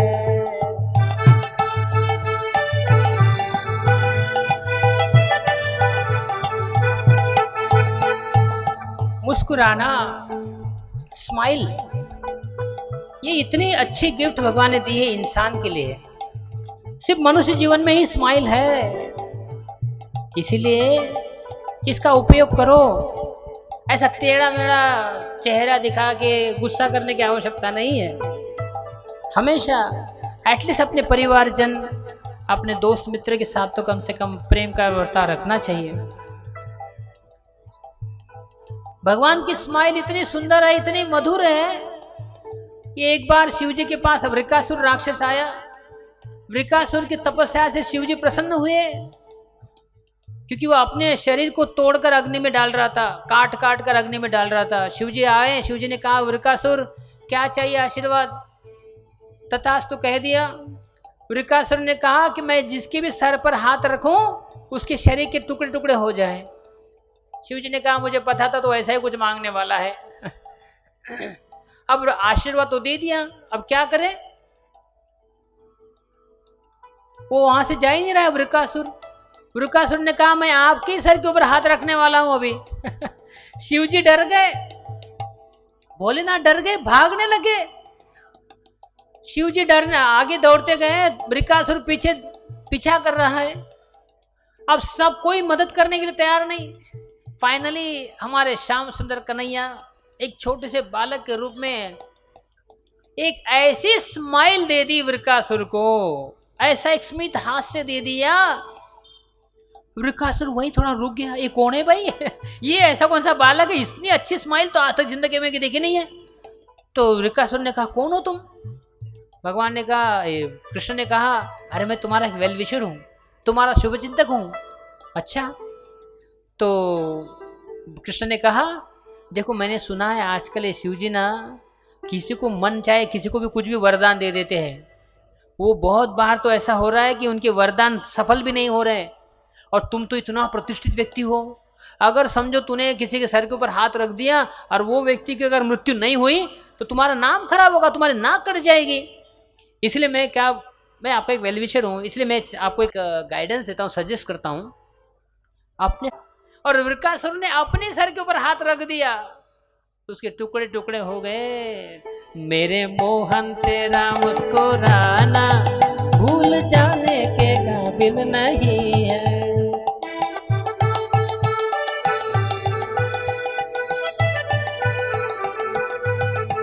ओ तेरी सूरत पे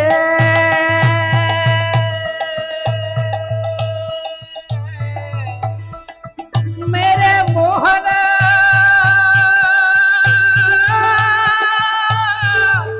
मेरे मोहन, ओ तेरी सूरत पे कुर्बान जाऊं, तेरी आंखें हैं या मैं के काले।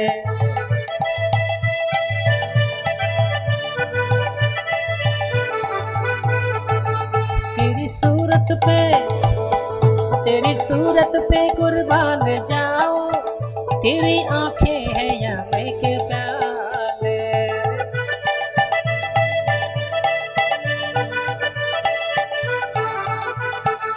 जिनको नजरों से तुमने पिलाई, होश आने के काबिल नहीं है।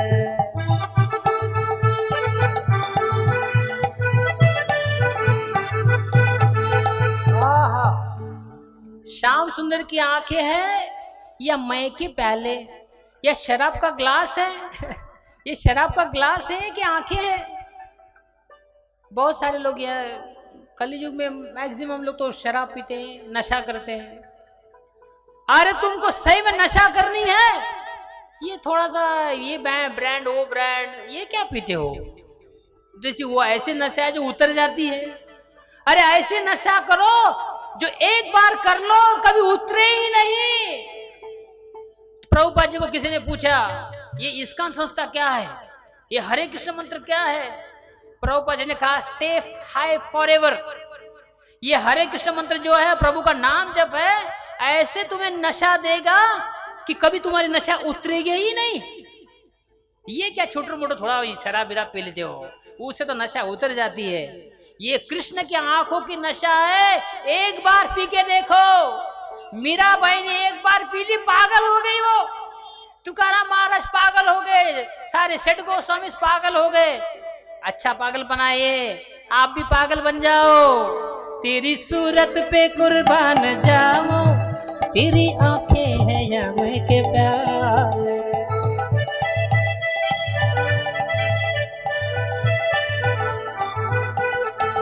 तेरी सूरत पे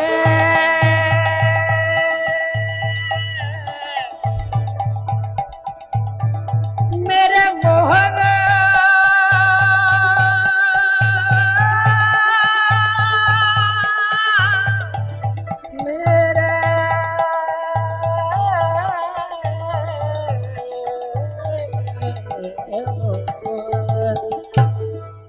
तेरी सूरत मेरे मोहन तेरा मुस्कुराना, भूल जाने के ढंग नहीं।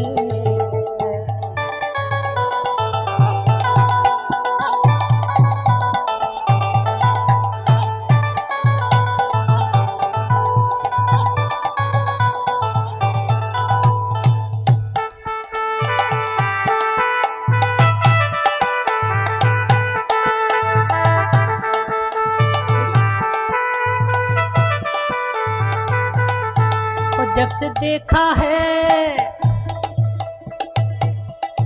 जब से देखा है मुखड़ा तुम्हारा, कोई आंखों में जचता नहीं।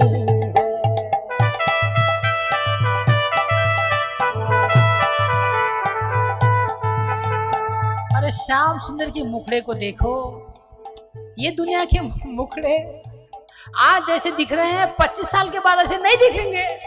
मैं गलत बोल रहा हूं? आज जिसका मुखड़ा ऐसे दिखता है 25 साल के बाद ऐसे दिखेगा क्या? हाँ या ना बोल दीजिए।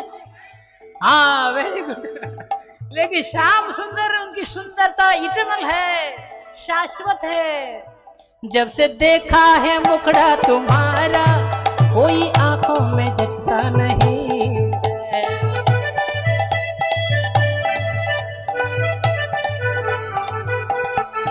जब से देखा है, जब से देखा है मुखड़ा तुम्हारा, कोई आंखों में जचता नहीं है।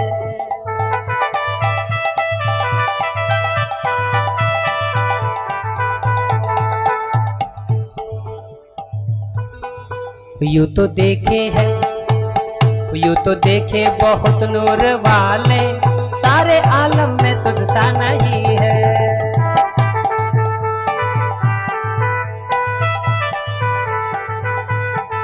यूं तो देखे बहुत नूर वाले, सारे आलम में तुझसा नहीं है।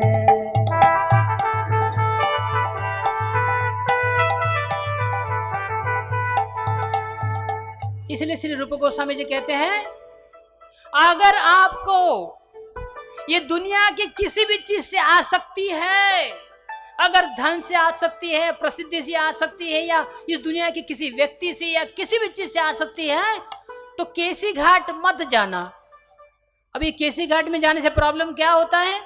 ये केसी घाट जमुना का तट है, ये केसी घाट बिल्कुल मत जाना, क्योंकि केसी घाट में ये जमुना के तट पर एक नंदनंदन श्याम सुंदर, वो नंद बाबा का कन्हैया है, वो बांसुरी बजा रहा है वहां पर।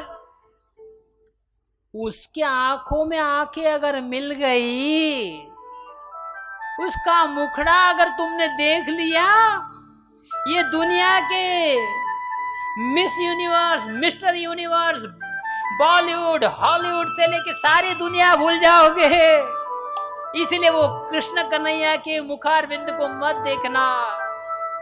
लेकिन अल्टीमेटली रूप गोस्वामी यही बताते हैं, जाओ देखो, वही सही वेल्थ है, वही सही में तुम्हारा धन है, उसे जाके ले लो। जब से देखा है मुखड़ा तुम्हारा, कोई आंखों में जचता नहीं है।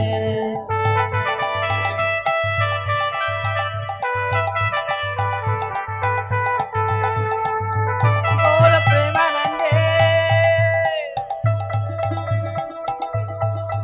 यूं तो देखे है, यूं तो देखे बहुत नूर वाले, सारे आलम में तुझसा नहीं है।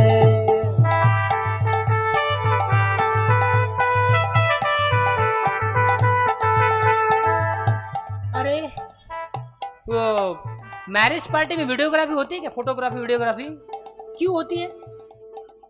याद रहने के लिए। और याद क्यों रहने के लिए? जब मेरा विवाह हुआ था मैं इतना सुंदर दिखता था, मैं इतनी सुंदर दिखती थी। 50 साल के बाद ये सुंदरता रहने वाली नहीं है। कम से कम एल्बम तो रहेगा कम से कम वो वीडियोग्राफी तो रहेगी। अभी मेरा भी शूटिंग हो रहा है, मुझे भी पता है कि जब मैं 50 साल 70 साल का हो जाऊंगा तो ये ऐसा नहीं रहेगा, है ना। सबको पता है कि ये सुंदरता, भौतिक सुंदरता शरीर की, ये ऐसे रहने वाले नहीं है। इसलिए हमेशा सेल्फी। अरे वो ट्रेन में जाओ इधर से सेल्फी, बस में जाओ वहां से सेल्फी, हर जगह पता नहीं क्या करते। एक दिन में अगर 500 फोटो निकाल रहे हो आप, क्या करोगे इतनी सेल्फी का? लेकिन अपने आप को एक संतुष्टि देते हैं, दिलासा देते हैं कि ये सुंदरता ऐसे रहने वाली है नहीं। इसलिए एल्बम बना के रखो, वीडियोग्राफी पूरा संभाल के रखो। एक हार्ड डिस्क में नहीं, 2 में 3 में रखा संभाल के रखो। लेकिन यही इच्छा को अगर पूरी करनी है, सुंदरता को देखना है, आओ हमारे श्याम सुंदर के पास। जब से देखा है मुखड़ा तुम्हारा, कोई आंखों में जचता नहीं है।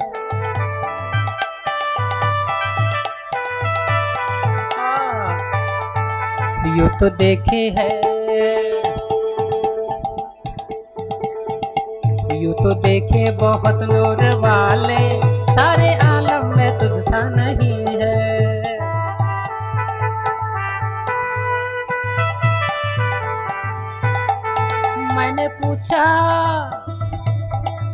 मैंने पूछा कि अब कब मिलोगे, तो इतने श्याम सुंदर सुंदर हो तुम, कहाँ मिलोगे?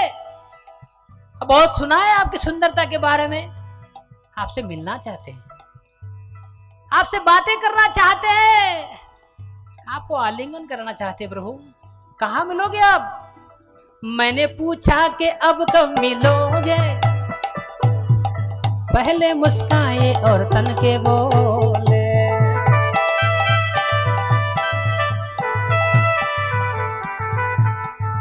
मैंने पूछा कि अब कब मिलोगे, पहले मुस्काए और तन के बोले।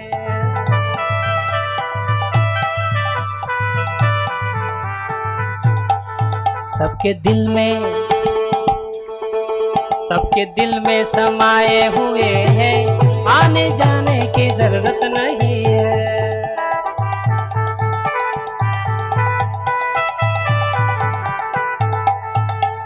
तो ये इतने श्याम सुंदर सुंदर है, इतना हृदय उनका पवित्र है, इतनी इनके अंदर कंपैशन है, दया है। ये कैसे मिलेंगे कलयुग में?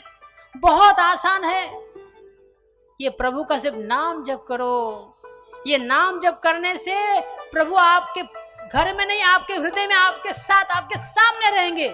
हरे कृष्णा कृष्णा कृष्णा हरे हरे, हरे राम राम राम हरे हरे। इस मंत्र का हर रोज जप करो। ये जो श्याम सुंदर का वर्णन हम कर रहे हैं आपके सामने आएंगे। हरे कृष्णा कृष्णा कृष्णा हरे हरे, हरे राम राम राम हरे हरे।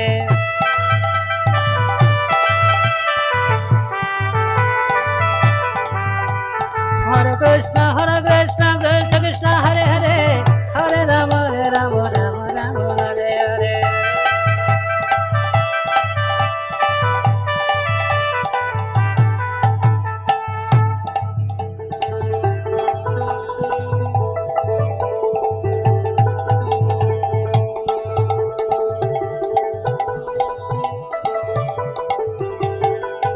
मेरे मोहन तोड़ प्रेम, मेरे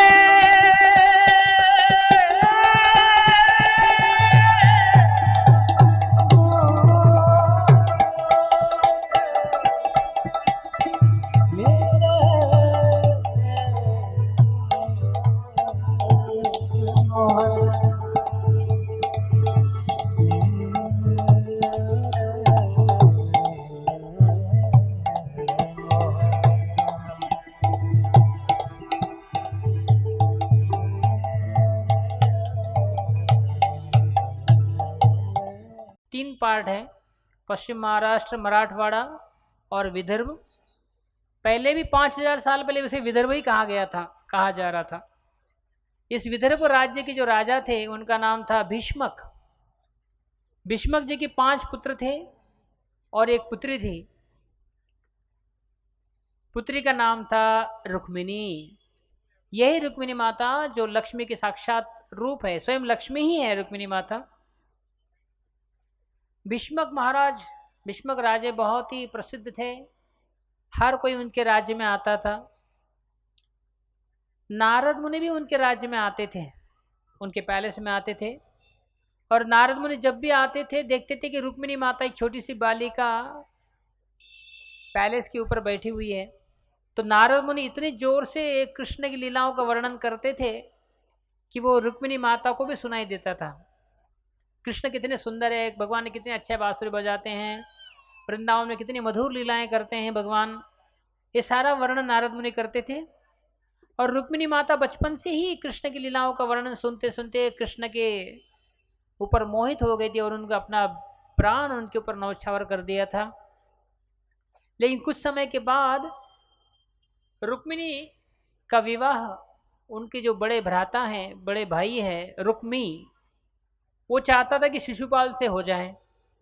और रुक्मिणी माता तो विवाह करना चाहती थी कृष्ण के साथ, लेकिन रुक्मी कृष्ण से द्वेष करता था। इसीलिए उसने रुक्मिणी का विवाह शिशुपाल के साथ तय कर लिया। एक्चुअली भीष्मक भी, रुक्मिणी के पिता भी चाहते थे कि कृष्ण के साथ विवाह हो जाए, लेकिन रुक्मी के आगे कुछ बोल नहीं सकते थे। तो फाइनली शिशुपाल के साथ विवाह फिक्स हुआ। रुक्मिणी माता ये पहली ऐसी बोल्ड माता जी है जिन्होंने लव लेटर लिखा।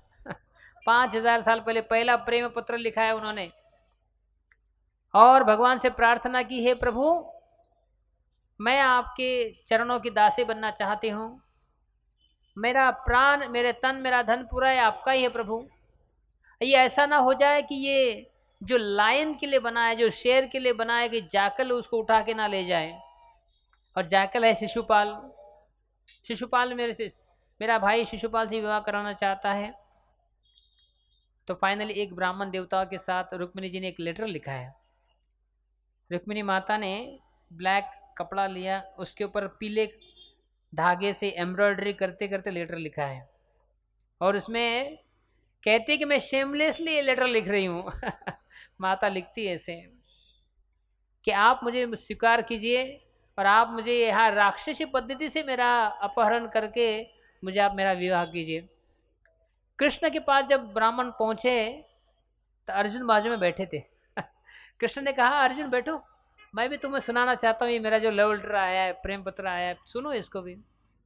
दुर्योधन, अर्जुन और कृष्ण दोनों पढ़ते हैं।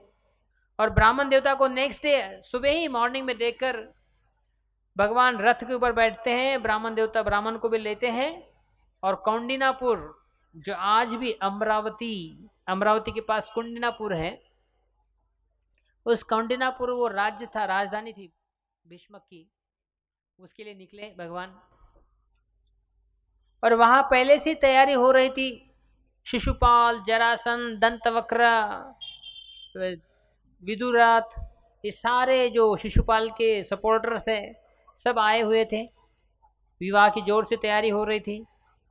अब ये रुक्मिणी माता को पता नहीं चल रहा था कि ये भगवान आएंगे कि नहीं आएंगे। उतने में भागवत में वर्णन आता है कि रुक्मिणी माता के बाएं आंख, बाएं आर्म्स, इनमें थोड़ा वो शेकिंग जैसा हो गया।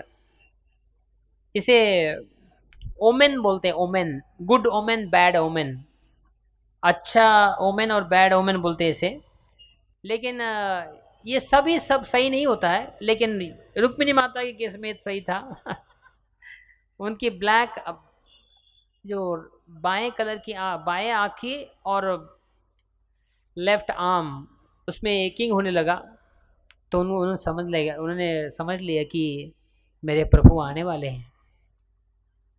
तो रुक्मिणी माता पूजा के बहाने गिरिजा के मंदिर गई अपने सहेलियों के साथ, और गिरिजा माता की वर्शिप की। और जैसे ही मंदिर से बाहर निकली, सब के सब राजा देख रहे थे रुक्मिणी माता को।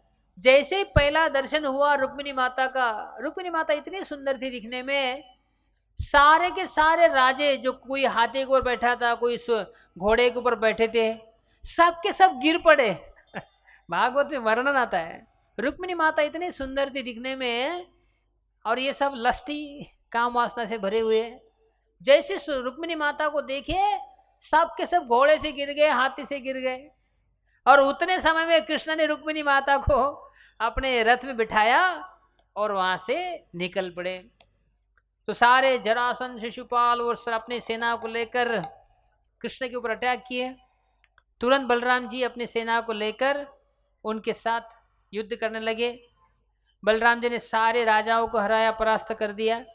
फाइनली जो रुक्मिणी का भाई है, वो कृष्ण से युद्ध करने आया अकेला। भगवान ने कहा मत करो मेरे साथ युद्ध तुम। वो मानता कहा था।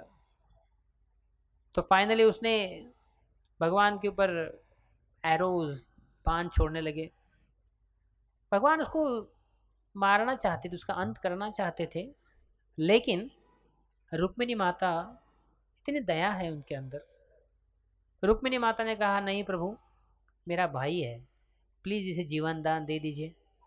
कृष्ण ने कहा कोई बात नहीं, जिंदगी में पहली बार कुछ मांगा है। उन्होंने कहा ठीक है, दे देता हूँ आपको।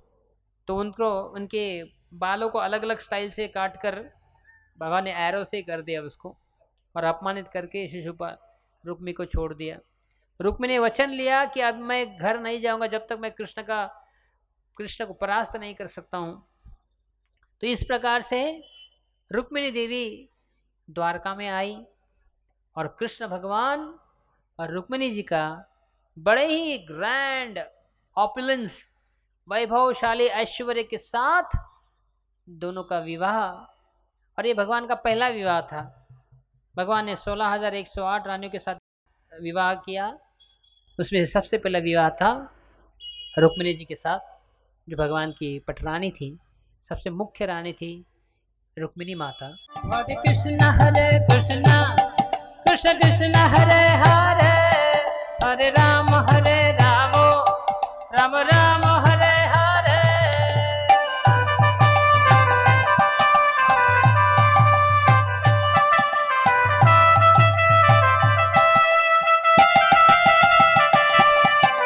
हरे कृष्ण कृष्ण कृष्ण हरे हरे, हरे राम राम राम हरे हरे।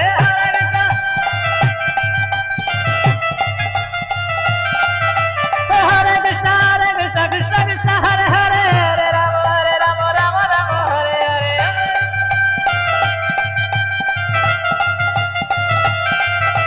हरे कृष्ण कृष्ण कृष्ण हरे हरे, हरे राम राम हरे हरे।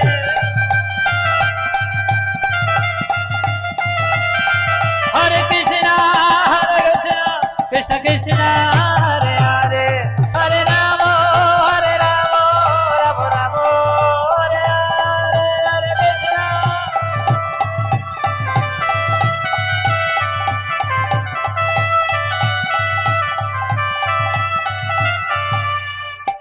ऐसे ही और भक्तिमय कार्यक्रमों के लिए देखिए हरे कृष्णा टेलीविजन।